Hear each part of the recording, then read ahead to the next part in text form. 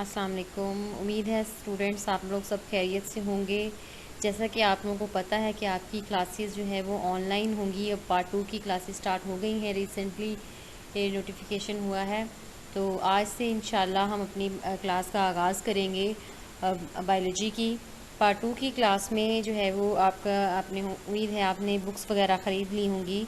तो आज की क्लास में जस्ट हम इंट्रोडक्शन से रिलेटेड बात करेंगे कि इस बुक में आप क्या पढ़ने वाले हैं, क्या क्या जो है वो किस किस टॉपिक को हम टच करेंगे। तो आज की क्लास जो है वो सिर्फ इंट्रोडक्शन पे कंसिस्ट कर रही है आप लोगों की। तो इस बुक के बारे में बात करते हुए तो टोटल नंबर ऑफ़ चैप्टर्स जो हैं वो 13 हैं। जैसे पार्ट 1 में 14 थे, तो चैप्टर नंबर 14 से पार्ट 2 में चैप्टर नंबर 14 से आगे बात जो है वो चैप्टर नंबर 15 से स्टार्ट होती है, और जो कि चैप्टर नंबर 27 पे जाके जो है वो चैप्टर्स आपके ख़त्म होंगे। तो इसमें सबसे पहला चैप्टर यानी नंबरिंग वाइज अगर बात करें तो चैप्टर नंबर 15 है, जो कि होम्योस्टेसिस से रिलेटेड है। होम्योस्टेसिस का थोड़ा सा आपका इंट्रोडक्शन मैट्रिक में हो चुका है इस चीज़ से। बाकी हम इंशाल्लाह जो है वो नेक्स्ट हमारे लेक्चर में हम इसी चैप्टर को स्टार्ट करेंगे, जिसमें हम मज़ीद इसको एलेबोरेट करेंगे कि होम्योस्टेसिस क्या होता है और कौन कौन से मैकेनिज़म्स इसमें इन्वॉल्व होते हैं। और वो सारा कुछ इंशाल्लाह हम इसमें पढ़ेंगे। उसके बाद चैप्टर नंबर 16 है, which is related to sport and movement. इसके नाम से भी आपको आइडिया हो रहा है, स्पोर्ट मीन ग्रेविटी के अगेंस्ट जो है वो आपको स्पोर्ट जो होती है वो कौन कौन से बॉडी स्ट्रक्चर से मिलती है, वो सारे हम इसमें पढ़ेंगे।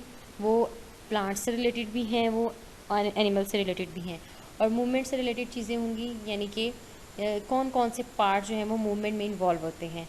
उसके बाद नेक्स्ट चैप्टर है chapter number 17, that is coordination and control. तो इसके भी नाम से हम कुछ हद तक अंदाज़ा लगा सकते हैं कि ये बॉडी के डिफरेंट पार्ट्स के कोऑर्डिनेशन और डिफरेंट पार्ट्स को कंट्रोल करने से रिलेटेड है। प्लांट्स में हम पढ़ेंगे, इसमें केमिकल कंट्रोल आ जाता है, इसमें नर्वस कंट्रोल है, और इन स्ट्रक्चर्स को और उनके फंक्शंस को हम स्टेप बाय स्टेप इस चैप्टर में इंशाल्लाह पढ़ेंगे। उसके बाद आपका चैप्टर है chapter number 18, which is reproduction. Reproduction नाम से पता चल रहा है, रिप्रोडक्शन मीन अपनी नस्ल को बढ़ाना, नेक्स्ट जनरेशन की प्रोडक्शन। तो रिप्रोडक्शन में हम वो स्ट्रक्चर्स पढ़ेंगे, वो मैकेनिज़म्स पढ़ेंगे जो नेक्स्ट जनरेशन की प्रोडक्शन में इन्वॉल्व होते हैं।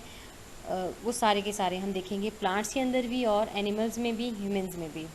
उसके बाद हमारा नेक्स्ट चैप्टर है chapter number 19, that is growth and development.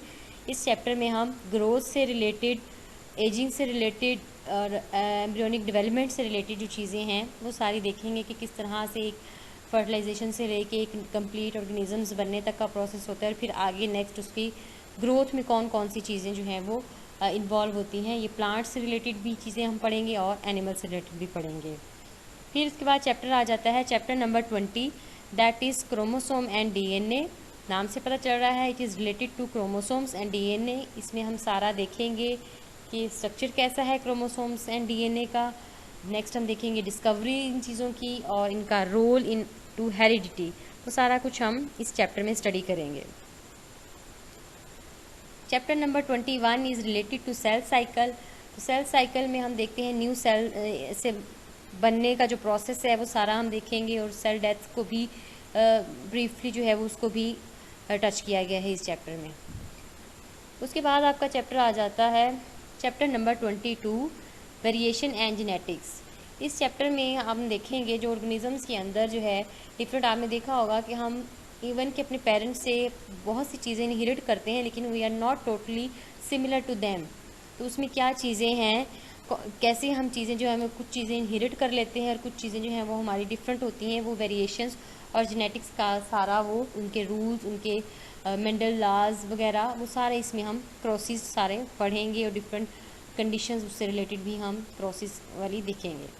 उसके बाद नेक्स्ट चैप्टर है chapter number 23, that is biotechnology. Biotechnology में हम लिविंग ऑर्गेनिज्म, डेफिनेशन तो आपने डेफिनेटली पढ़ी है, पार्ट 1 के पहले ही चैप्टर में डेफिनेशन है बायोटेक्नोलॉजी की। तो इसमें अब हम देखेंगे कि उन ऑर्गेनिजम्स को किस तरीके से ह्यूमन सर्विसेज के लिए डिफरेंट ऑर्गेनिजम्स के मेनली माइक्रो ऑर्गेनिजम्स के जो प्रोसेसेस हैं उनको यूज़ करके डिफरेंट प्रोडक्ट्स कैसे बनाई जाती हैं, कौन से प्रोसीजर्स फॉलो होते हैं, और किस टाइप की प्रोडक्ट्स जो हैं वो हमने बना ली हैं, और या किस टाइप की प्रोडक्ट्स जो हैं वो फ्यूचर में बना सकेंगे। उसके बाद चैप्टर है chapter number 24, that is related to evolution. इसकी भी हमने पार्ट 1 में डेफिनेशन पढ़ी है कि इंसेस्ट्रल सिंपलर ऑर्गेनिज्म से मोर एडवांस किस्म के ऑर्गेनिजम्स के जो बनने का प्रोसेस है दैट इज़ एवोल्यूशन। तो इसमें डिफरेंट लोगों के जो हैं वो व्यूज़ हम देखेंगे और प्रोसेस देखेंगे कि एवोल्यूशन किस किस तरह से हो सकती है, और उससे रिलेटेड जो डिफरेंट साइंटिस्ट ने कह सकते हैं कि प्रूफ्स दिए हैं वो हम देखेंगे।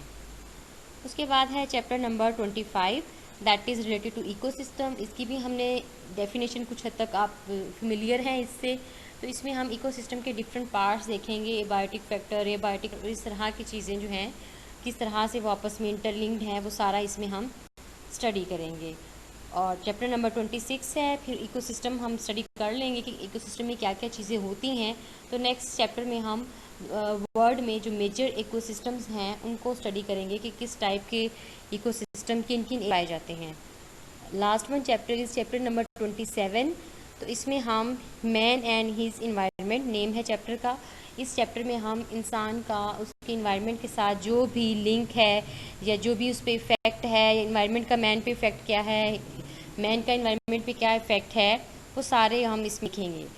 ये है आपका बायोलॉजी पार्ट 2 का कोर्स, सारा 13 चैप्टर पे जो कंसिस्ट कर रहा है। इंशाल्लाह कल से या नेक्स्ट जो भी हमारा लेक्चर होता है उससे हम चैप्टर नंबर 15 से स्टार्ट लेके आगे इंशाल्लाह हम डेली बेसिस पे आपकी क्लास हुआ करेगी। ओके, थैंक यू, अल्लाह हाफिज़।